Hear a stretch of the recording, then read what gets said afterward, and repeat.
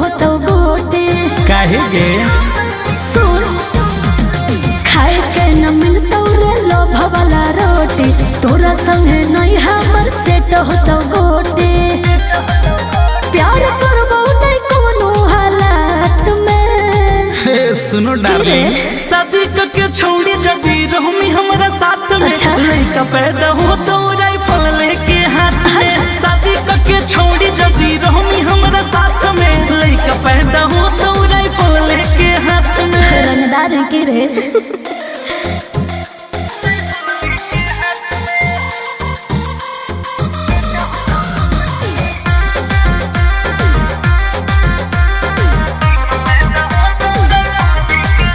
भोले हो रंगदार छौड़ा सुन बोई नहीं तोर रे छुए नई पोई में हमार गाल गोर रे दूर रहो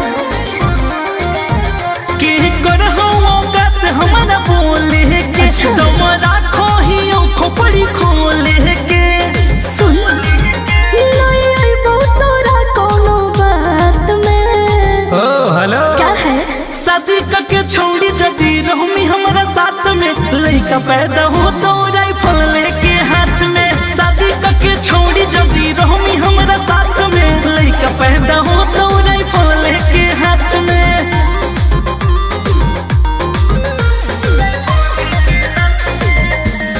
म्यूजिक बाय अभिषेक गुप्ता। सुन तोर मोटर कोरे में हो तो जिंदगी झोंड रे सबका के हो को टूटल घमंड रे बुझनी सुधर जो थाना के देही और रुपैया गे बड़ छोट सब कहो है भैया गे